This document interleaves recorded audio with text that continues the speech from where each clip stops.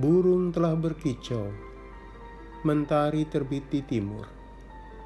Deru kendaraan mulai terdengar.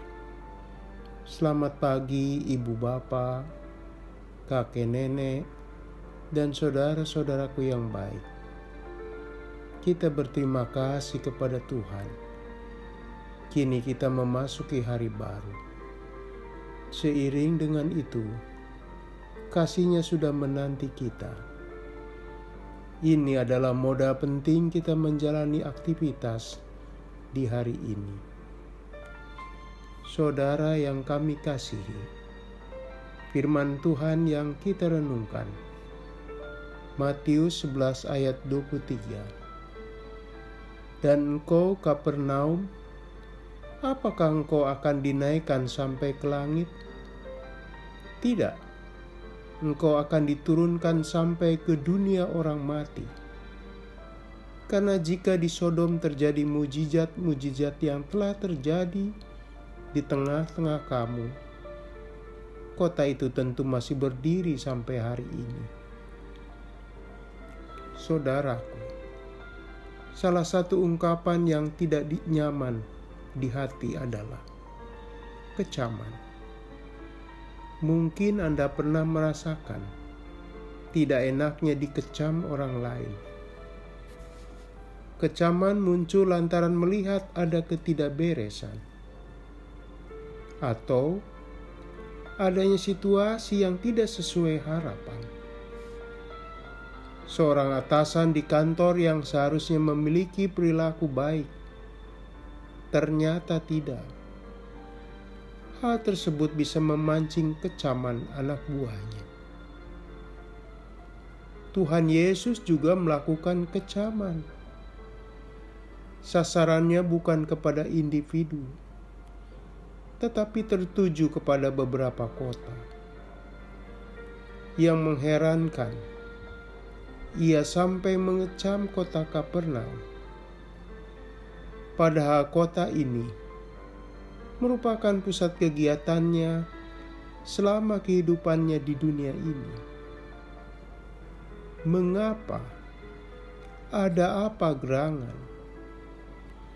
Tentu kita ingat ucapan Tuhan Yesus bahwa seorang nabi dihormati di mana-mana, kecuali di tempat asalnya sendiri dan di rumahnya.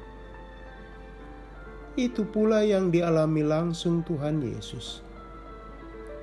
Meski Kapernaum pusat aktivitas, ternyata hanya sedikit penduduk yang percaya kepadanya. Berbagai mujizat terjadi di kota itu. Sayang sekali, mata batin mereka tertutup rapat. Mereka mengeraskan hati atas suara dan tindakan Tuhan Yesus. Padahal mereka melihat dan mendengar secara langsung. Oleh karena itu, Tuhan Yesus mengecam kota Kapernaum.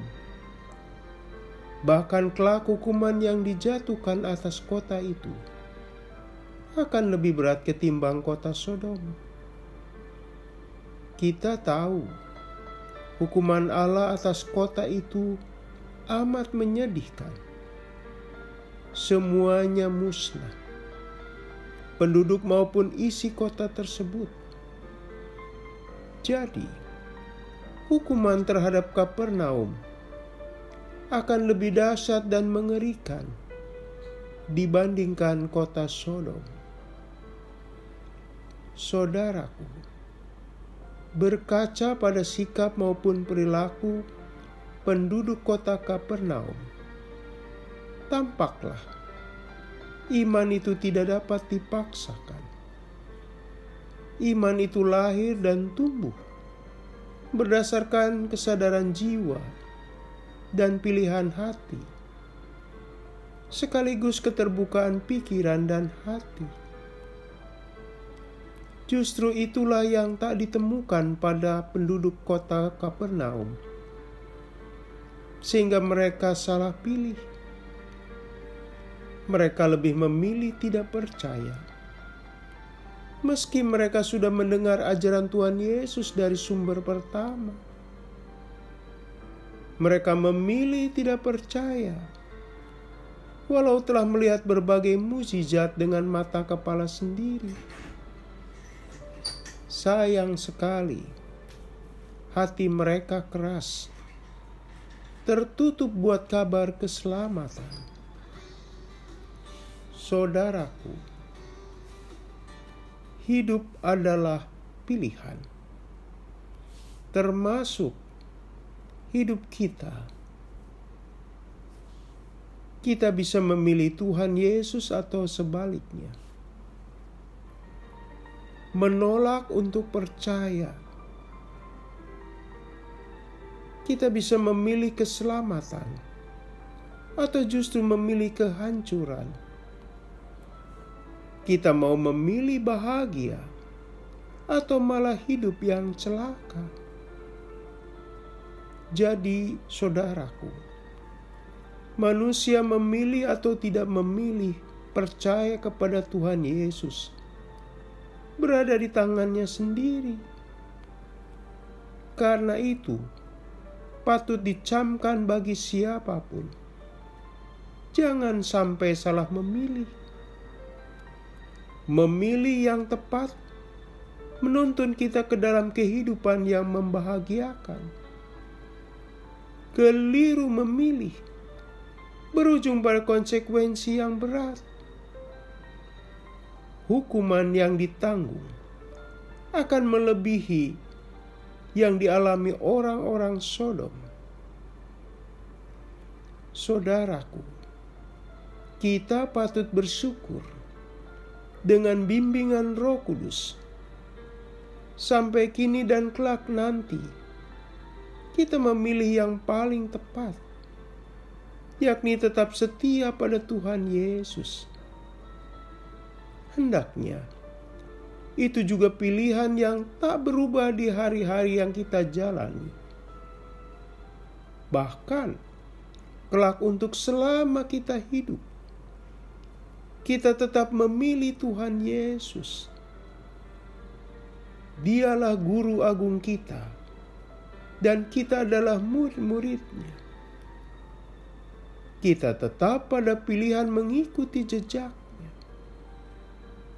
Dengan pilihan itu, saudaraku, kita tidak akan pernah menyesal. Kita tidak akan pernah mendapat kecaman Tuhan.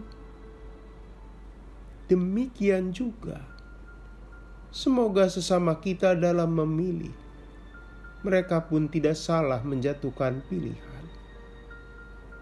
Mari kita berdoa. Tuhan, bukakanlah terus mata batin hati kami kepadamu, supaya kami tetap setia menjadi murid-Mu sepanjang hari ini dan kelak sepanjang kehidupan kami. Demikian juga dengan orang-orang yang kami kasihi. Dalam nama Yesus kami berdoa. Amin. Selamat pagi saudaraku. Selamat memasuki pagi baru. Bersama Pendeta Emeritus Supriyatno. Tuhan memberkati.